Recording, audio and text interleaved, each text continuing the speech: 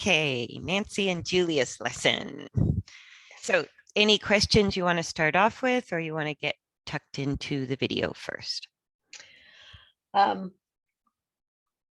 just a few observations I had while I was watching the video. I still don't think he's abducting or adducting very much, but it looks like he's picking up some speed at the walk on the lunge line. I mean, he's not fast by any means, but it's definitely an improvement. So he's maybe not quicker, but more fluid going forward? Yes, yes. Okay, good, good. So that's sort of a sign that he's getting more comfortable with the forward motion. Good.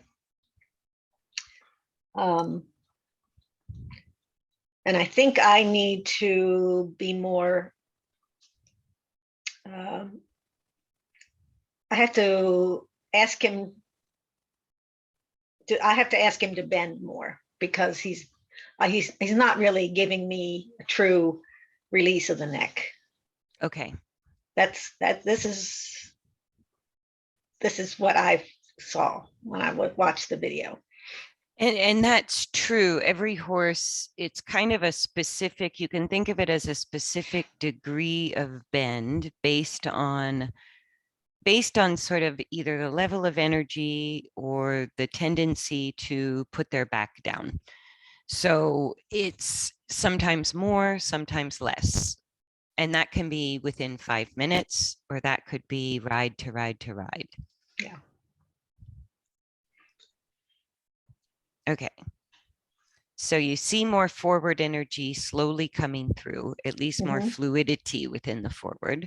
And then you're worried that he's not adducting or abducting enough? I don't see any improvement in that. And because well, go ahead.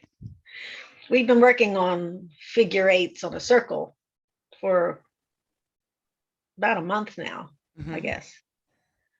And trying to look at him like from straight behind or straight forward, I just don't see, he's always had trouble with that anyway. Do you see the legs going the wrong way, or you're just not seeing the legs move kind of obviously in the direction they should? They're not going, well, they're going more forward rather than stepping out. And that's okay. That's okay, because depending on it, like straight on a circle or straight on a figure eight, if he's in length through his back and neck muscles and you have the neck straight, you really don't see the adduction, abduction of the legs. Oh, okay. You feel it more than you see it. The only time you can really see it is either in exaggerated lateral work, or if you have to overbend the neck to the inside or the outside, it's going to exaggerate the lateral direction of the stride. But you're only really doing that to prevent the horse from putting the back down. Okay.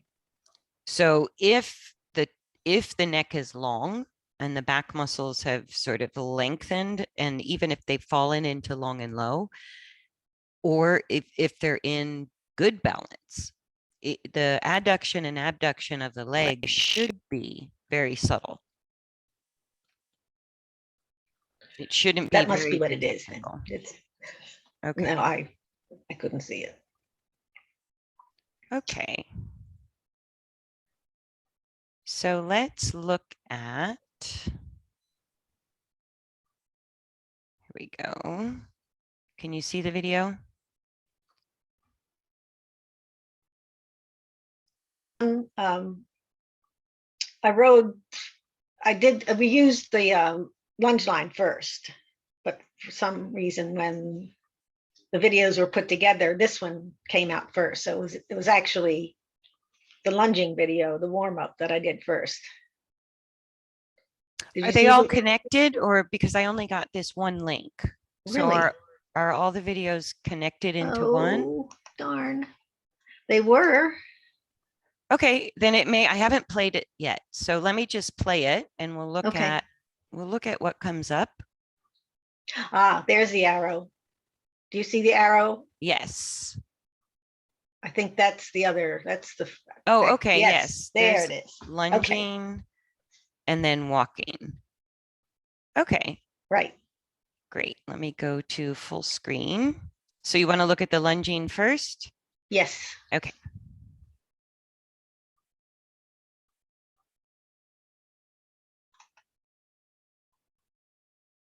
Loading.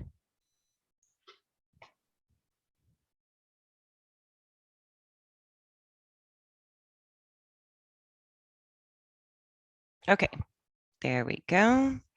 Whoops, action. Let me turn the sound off. Yes. Yes. Oh, it looks stormy there too. It's been crazy here. So you've been doing just the unsupported basic lunging with him. That's what you're doing here. Yes.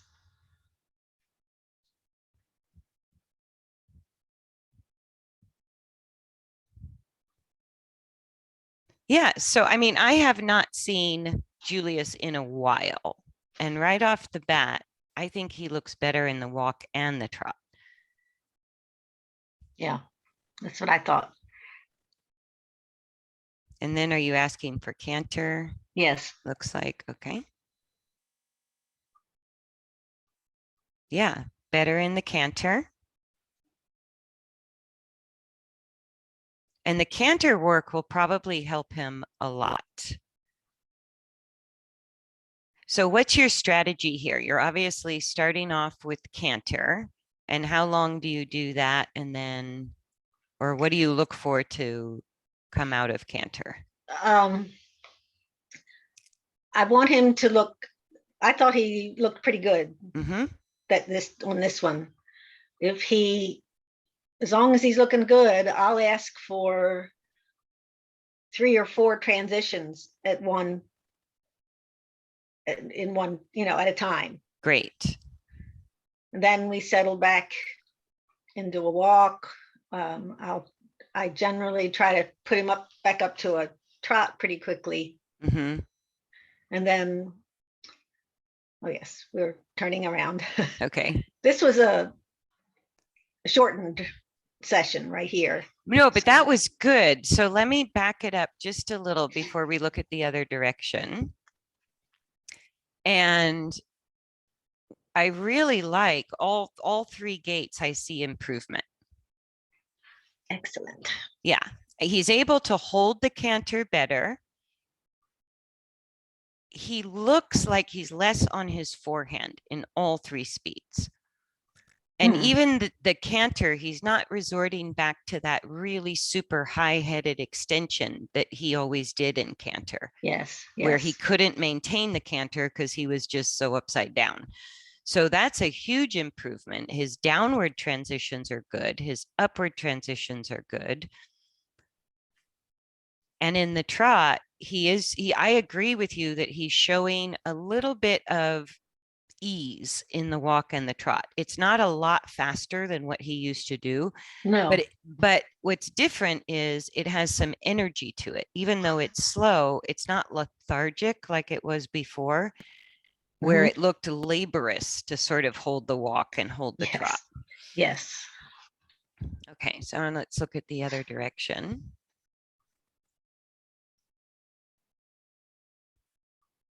But what I really like seeing, and I just did a lesson with Deb that I posted in the group, is that he really isn't resorting into extension. Like he's not as engaged as he could be. He's not as powerful as he could be just yet. But all of the elements are coming together where you're starting to see ease in his motion. And that, and with sort of keeping his neck lengthened, he's only going to keep getting better at controlling his forward motion and building up more and more power within the forward motion. Good. So the work to the left looked a tiny bit easier for him than the work to the right. Yes. Is that what you find? Yes. Okay. So this is by comparison now, you can see when he struggles physically, the movement looks just a tiny bit more lethargic, not quite as active. Mm-hmm.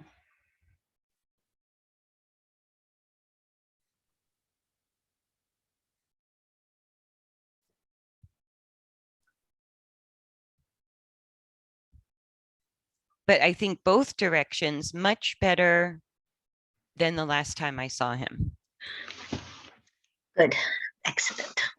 And I think the more you just play with transitions, he's really exploring in the unsupported lunging. I think it's a good one. Do you get more forward lunging than you do long reins? Is that sort of why you went with it? Yes. Yes. Mhm. If I feel like he's starting to struggle again on the lunge, I will go back to the long lines. I haven't, Mhm. you know. Or you could just wait. I think it's a very good strategy for him to work on walk, trot, canter on the lunge line and let him kind of figure things out. And then get on and ride and give him more guidance. And he is figuring things out. So between the riding, the long reins, and the lunging, what I look for on the lunge line is how does the horse choose to organize his movement? And that tells me what he's learning and what he's absorbing in the learning, what he can control, what he can't control. Oops, that's the end of that one. Let me go. Do you want to look at any of that again? No, I think I'm very pleased that you think he's getting better. I think it's the other arrow. Yeah, I Left. think, oh, I think if you continue with it, he's doing well enough. His movement is good enough on the lunge line that the more you work with it, the better he will get. When I see the movement really poor on the lunge line and feel like they need support, then even if you had to go back to the walk and deal with slowness, then the long reins sometimes are more help make changes more quickly. But walk, trot, and canter both directions. He's kind of got the idea of his balance, and it's a work in progress and big improvements. So once you sort of see that the horse has it in their nervous system, then the unsupported lunging can be really helpful because they gain it and lose it and gain it and lose it themselves. Right. And what you'll see is it gets better and better as you play with it. And if he's losing forward on the long reins right now, I think you're better off lunging. Yeah. Okay. Yeah. And then I would go do your supportive work with the riding so we can see what that looks like. Now his walk is not as forward when I'm riding. Exactly. And that's the difference between the long reins and the lunging. When they have more freedom to go in and out of balance or use themselves as they choose, you always get more forward. When we start putting resistance into the imbalances left to right on the long reins or when you ride, you're going to lose a little bit of forward. Yeah. Okay. That makes sense. Yeah. But what you're gaining and what I think is important for him to be ridden, like the combination of unsupported lunging and very supportive, which is riding, that combination will keep feeding the other. So the lunging will help him figure out how to be more forward under saddle. And the work under saddle will act to stabilize and build strength, which will then help him find more control over the speed on the lunge line. And it'll start coming together. But is it the lunging you don't see the adduction, abduction, or the riding that you had the question about? In the figure eights and the riding. Okay. So where we see obvious lateral movement of any of the legs is either on super, super tight turns or when you have to overbend the neck to the inside or the outside to make the back going down difficult for them. But on the size of figure eight that you're on, and with the neck straight, which is better, as long as the neck is long, it should be straight. So when the back muscles release excessive contraction and the neck muscles do, they get the impulse to lengthen the neck, and then they fall forward into long and low. So as long as he's lengthening to where the head's moving away from you, you want the neck straight to the back. And what the figure eight does, and this is what I just discussed with Deb, the path of travel being accurate, sort of a sidewalk width, even if you don't adjust the speed at all, and it's really slow, which is how he likes to go, the accuracy of your path of travel is the accuracy needed to stabilize the internal straightness. So you can make an improvement to the balance on the figure eight just by being accurate in your steering, mostly from the saddle without the reins, and while the neck is long. Even if he's in long and low, the steering will have a stabilizing effect on the lateral balance to the point that it's easier to lift the back or easier to adjust the speed. So that's one way to work with the figure eight. The accuracy of steering becomes the same thing as lateral balance. So you're stabilizing the lateral balance as you make your path of travel very accurate. Horse width, right? So if that's the easiest thing to do, start with that. Okay. If that's already easy, or when it becomes easy, then you can play between downward transitions, upward transitions, or just think of slowing the walk, maybe use a halt transition, or increasing the speed of the walk, maybe using a trot transition. Okay. And through the ride, either the slowing down using the braking capacity of the body will help him become more stable, and you'll get more maybe elevation of the head and neck. I mean, right now, with the speed he's giving you and the accuracy of your circle, or your turns, he's struggling a little with minor versions of contracting the back and the neck and pushing the back down, but only minor and very little.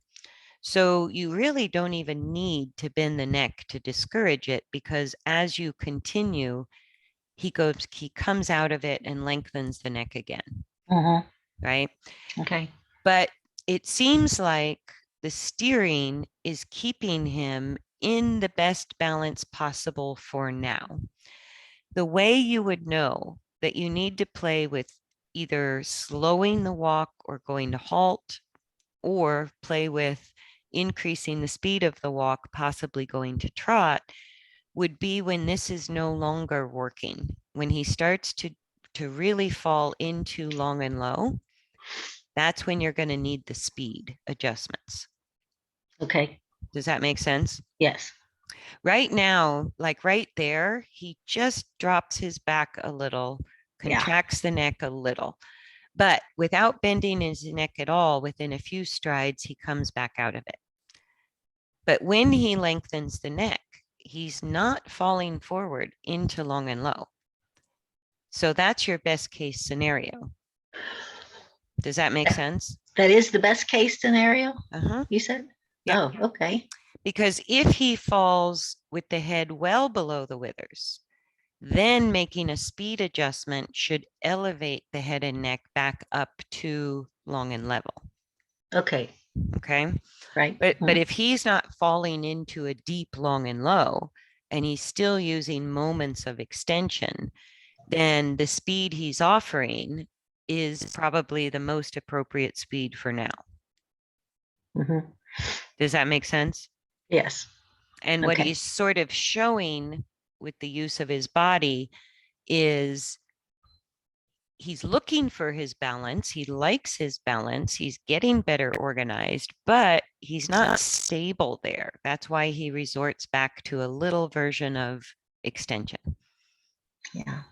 And so what the path of travel does is stabilize the lateral balance. That's where the steering and the balance come together. Okay. Does that make sense? Uh-huh. So the internal straightness is what keeps him out of pushing the back down.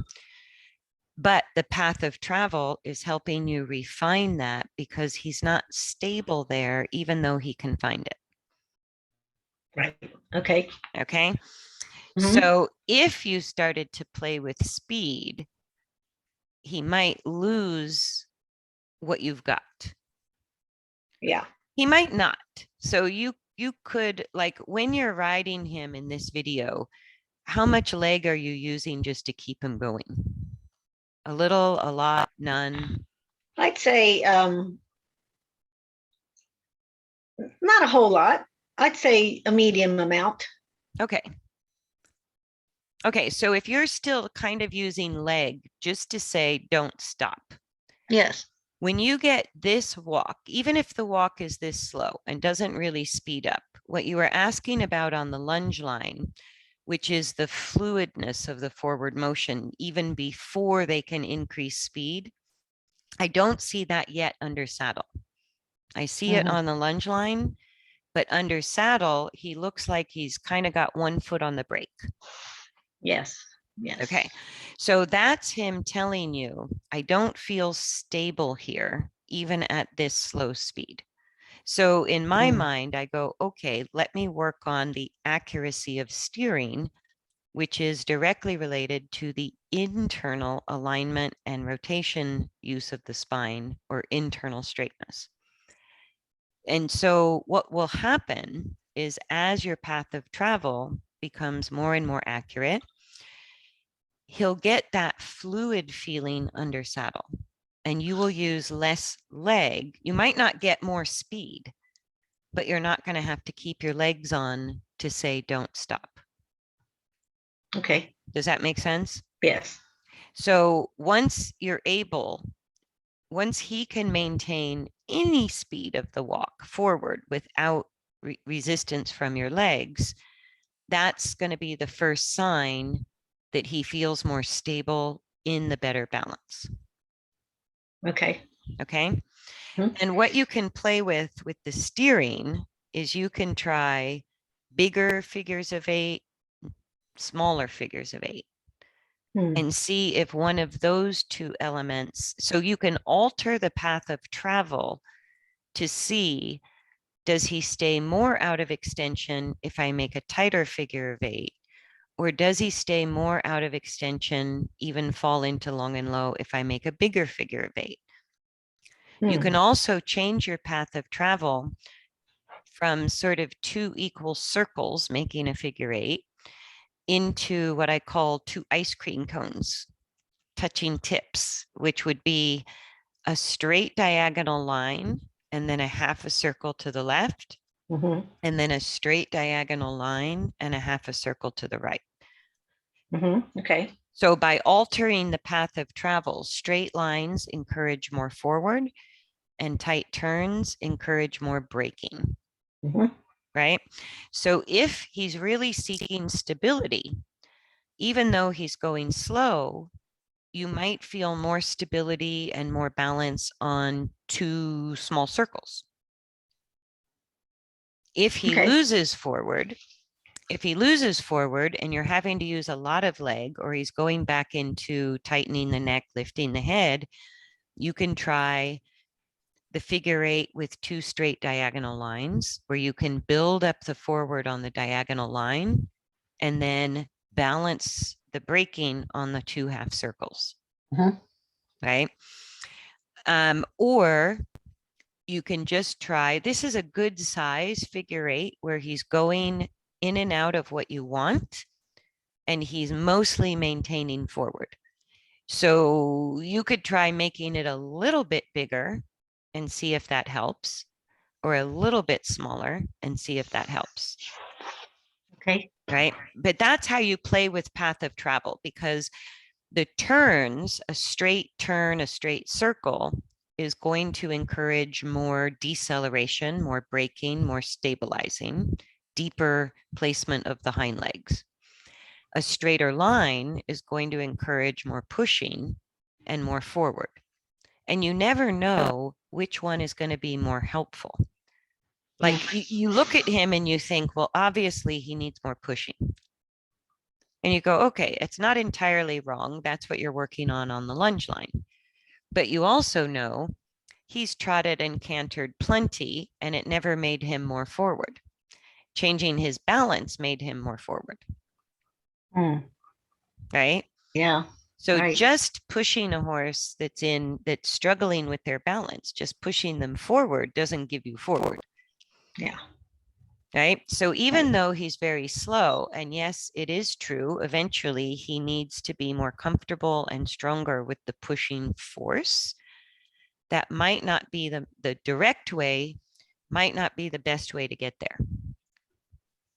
Because you could try making the turns smaller and see, does he tighten his neck, drop his back less? Does he feel more stable under the saddle or in the hind legs when I do tighter turns?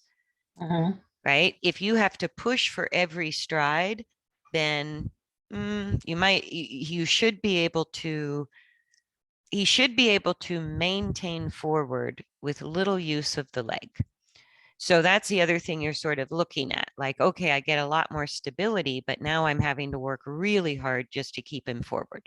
That would be too tight of a turn. Right. Okay. Does that make sense? Uh-huh.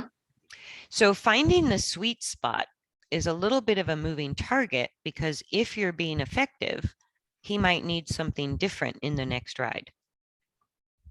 Yes. Right? Right. But I find within the first 10 minutes of my ride, I can play with a straight line and a tight turn and feel which one is going to be more beneficial right away. And then I make up my pattern for the day within the first 10 minutes of the ride, feeling what's going on. Right. So as soon as he comes off the mounting block, if he's still starting off high-headed, I go, okay, I might need a bend of the neck in my warm-up. Hopefully I get the neck straight within 10 minutes and we're off and running. He starts off really not trying to get high-headed and put his back down. He kind of starts off looking for his balance. Like, this is good. I'll just play it one more time. He starts off kind of looking for his balance and in control of his body. He goes immediately to long and low. Yes. I go, that is a huge accomplishment for you in this horse. That's what he seeks the moment you get on. Yeah. That's enormous for him. So then you have a couple options.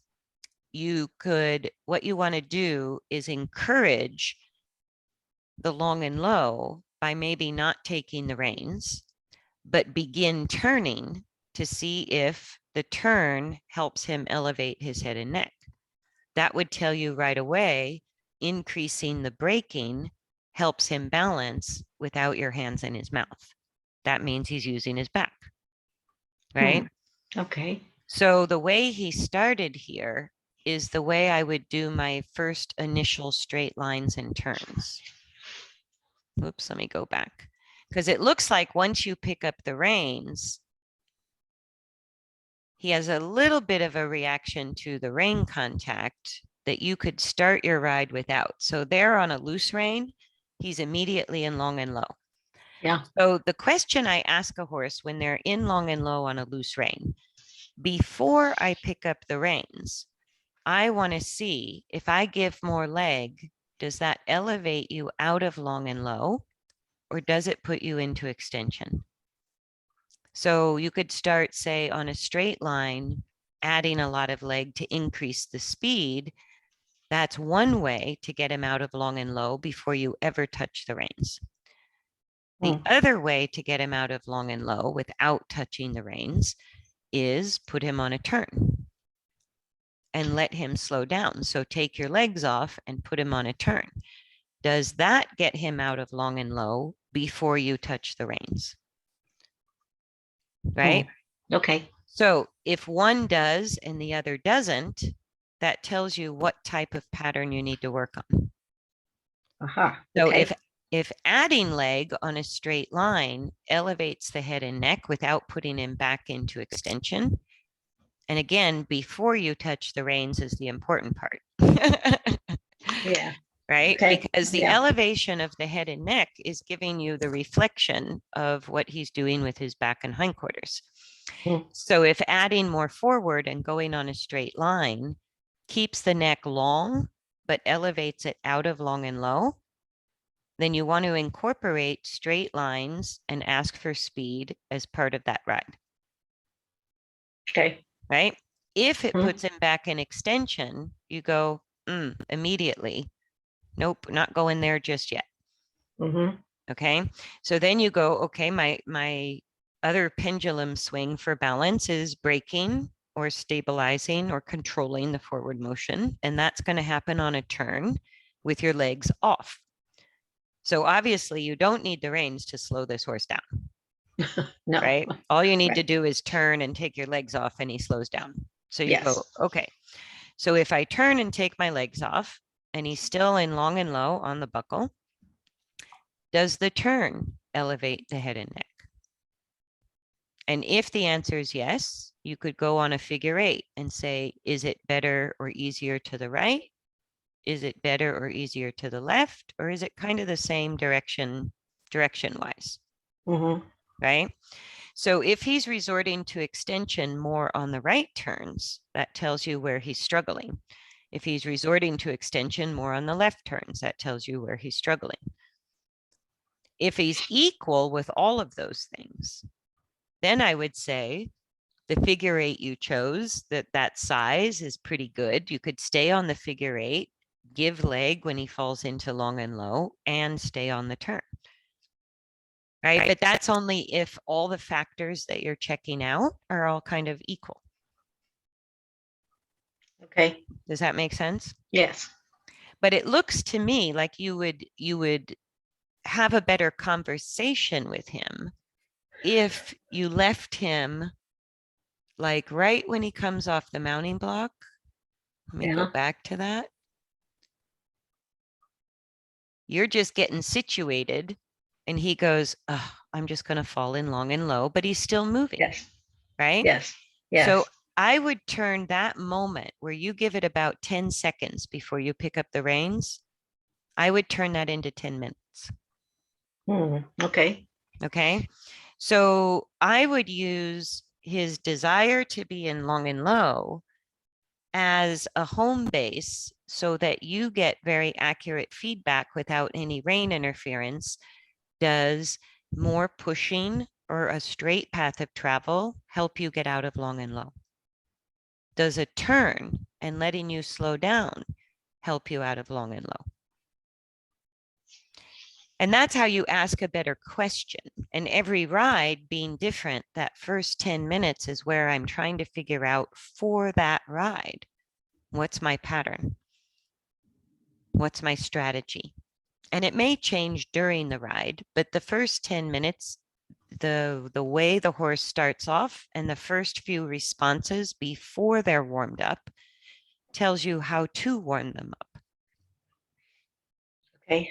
It sort of tells you, the response tells you what to focus on to get into better balance sooner than later, which the best balance possible should be the warm up. All right. And the whole ride. But yeah, I love that instead of starting off with the head and neck sideways, distracted, up, he's just so chill. And it's almost like you're so busy kind of getting yourself situated that you don't notice what he's offering. You know what I mean? Yeah. Yeah. And even before, as you pick up the reins, he still wants to go back to long and low. And so you could allow that. You could have a lot of variation in your rein contact. You could go from loose to having a light contact, loose, having a light contact. It's not all one or the other. You could sort of say, I'm going to try a rein contact. And if he drops the pole or goes into extension, you could drop the reins. If dropping the reins puts him instantly back in long and low, that's a very important piece of the conversation. Yeah, it certainly is. Yeah. Right. And then each time, if you're not sure, should I push more or should I turn more? You ask him. You drop the reins, he falls into long and low. You take another minute or two to try pushing, see how he responds. Oh, that worked or it didn't work. So you go, okay, back to long and low. Now let me compare what braking does. Turning, slowing down. How does that affect your balance?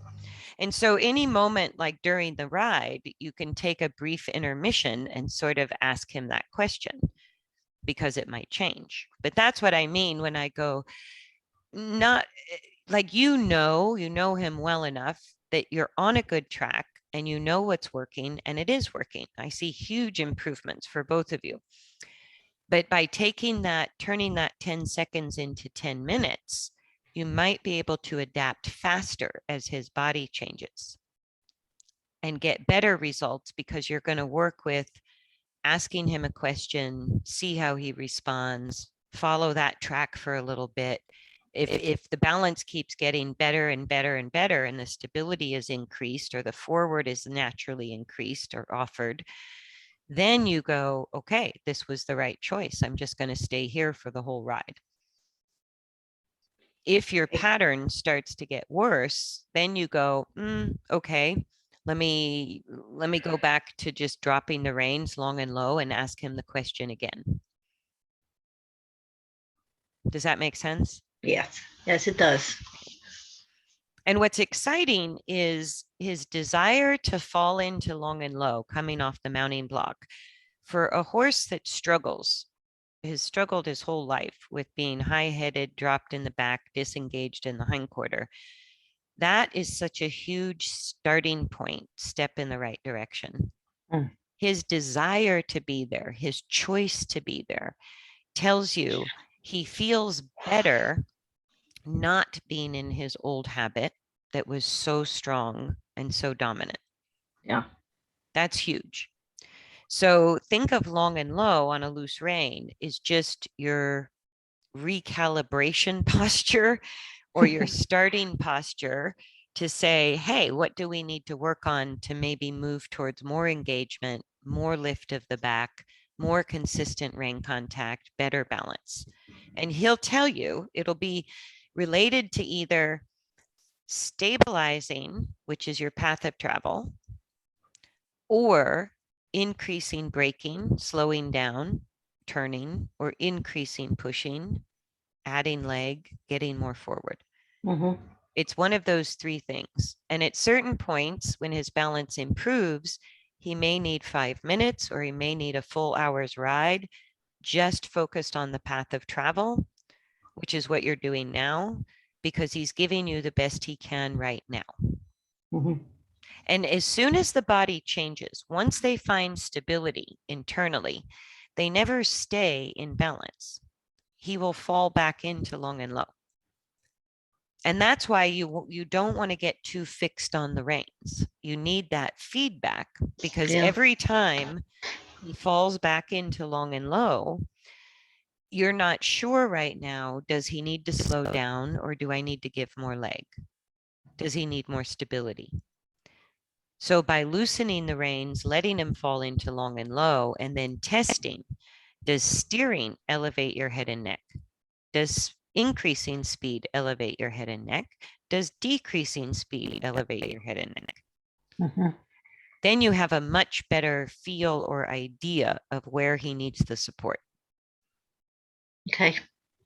And the faster they change, the more of a wild card it is, whether they just need more accurate steering, whether they need more pushing, whether they need more braking. But you get the feel for that with your horse by asking the question a lot. And pretty soon it'll come together. You won't need to drop the reins. Okay. And you won't need to go back in long and low. You'll know what he needs in the moment. But right now there's still a little experimenting to do. Mhm. Okay. Oh, I think the sound's going in and out. I'm not sure. It says my internet connection is unstable. Sorry. Oh. It's because my cat's in the way. Yeah. You're in the way of my Wi-Fi. Get down. Right.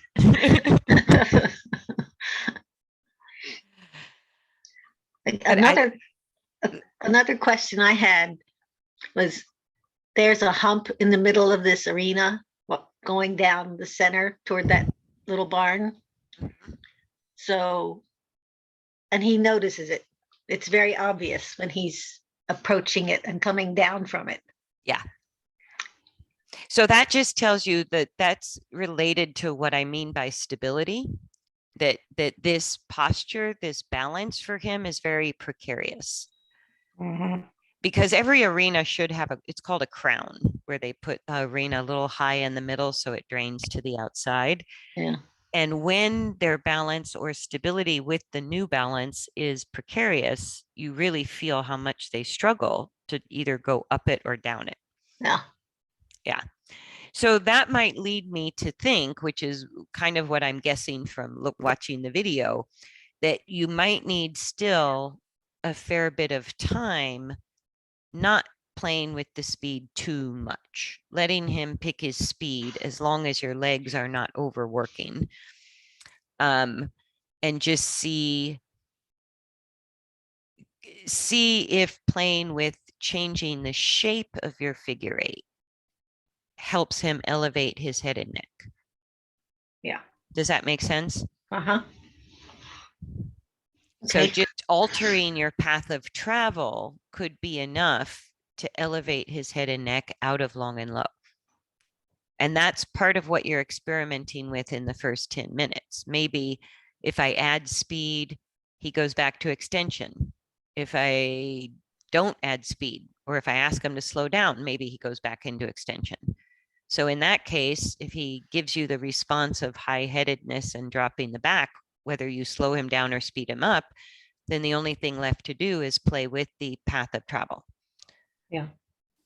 Right? And find some combination of turning, straight line, small, tight turns, or big, easy turns to go, where does he start to feel stable? And where does he either stay long in the neck, relatively level with the head, or a little bit low with the head, but definitely not high with the head. Mm-hmm. But yeah, he's careful. But what I really love seeing is very gently, he's gotten a lot more control with his hindquarters than I've ever seen. And the legs, coming back to the adduction, abduction question, we'll kind of look at it as he comes around this turn.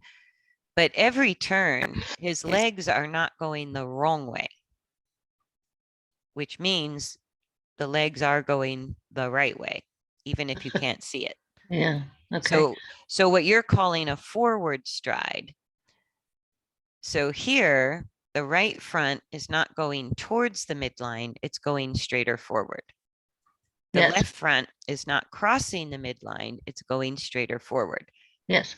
Yeah. So here, as he turns, the right hind is coming in, the left hind is going out. You can see that a little easier. Yes. And there, the right front is leading the way. So it's not this great big obvious adduction, abduction, but if you look at just his legs tracking around, you see he's getting more width between his front legs, more width between his hind legs. That means he's adducting and abducting correctly, because as those kind of lateral muscles strengthen, they get a wider stance. So just the fact that his hocks aren't touching anymore means he is adducting and abducting as best he can right now. Okay. Yeah. And I thought maybe he's picking up his hind legs a little quicker. They're not lagging so far behind. Yes. They're not all the way out behind him. He's not Yeah. as engaged as he will be, and it's uncomfortable for him to do that, but he's not dragging the hind legs behind like they're decoration. He's actually using them. Yeah, that's what I thought.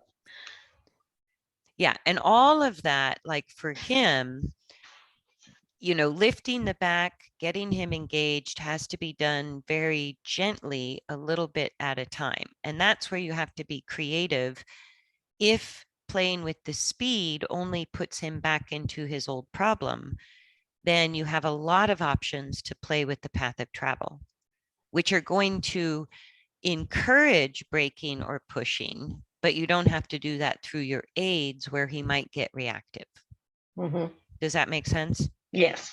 So, so that's how you can work with the speed adjustments without having to resist on the reins or push with the legs. You just alter the path of travel to encourage or discourage. But yeah, I'm really pleased to see what you guys have gotten done over the winter. Good.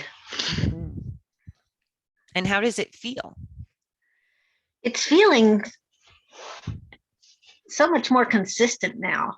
And I can feel sometimes when he abducts on his front legs.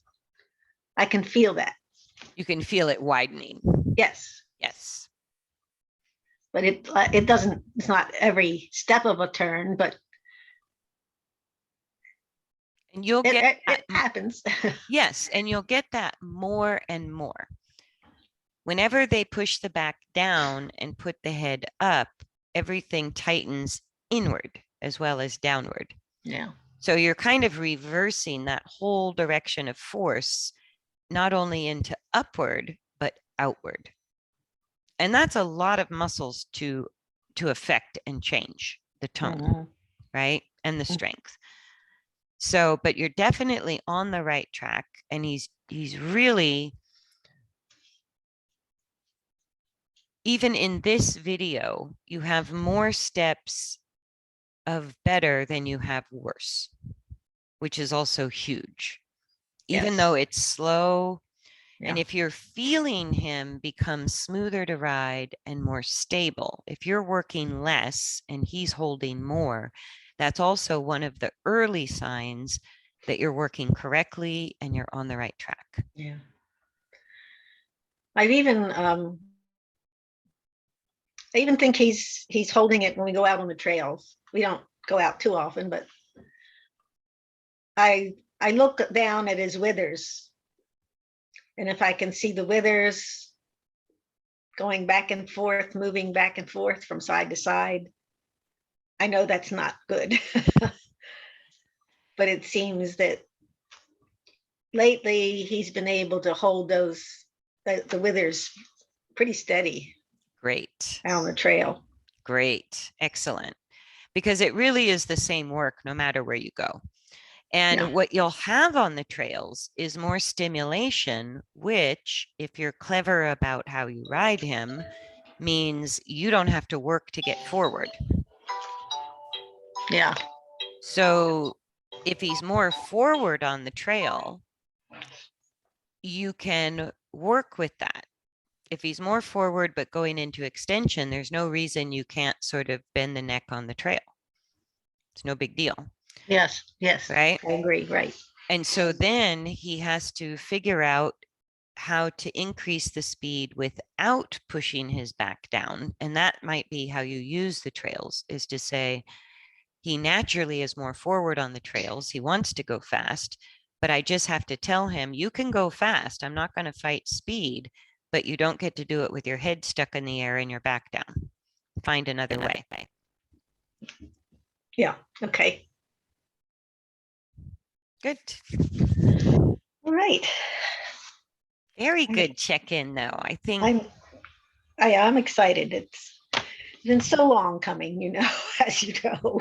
But he looks different. You have built a hindquarter where before there was just a hollow spot.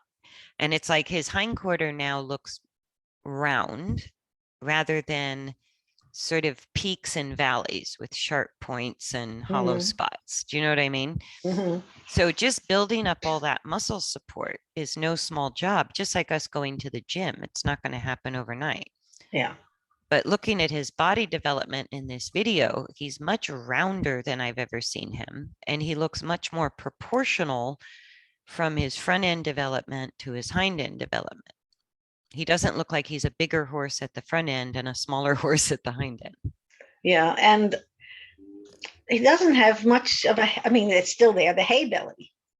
I didn't see Yes. much hay belly. And it's not as much a hay belly as it is the back shortening the muscles of the back and pushing down, sort of almost, I don't know, gives them the appearance of a pot belly. So the more you're able to slowly develop those back muscles in the direction of flexion, the more, and I think that's why some people think the abdominal muscles lift the back. Yeah. Because when the back lifts, you do see the abdominals, that line under the rib cage contract and tighten, and they don't look like they have a big hay belly. Mhm. That's part of kind of normalizing the thoracic cavity. It's the back that's doing the lifting, the back muscles themselves along the spine and above the spine, but it does firm up the tummy to give him his summer body, Yes. his bathing suit body.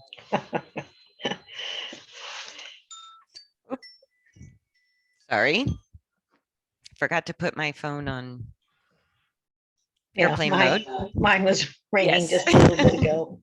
Okay, but I think we can wrap it up there. Yes.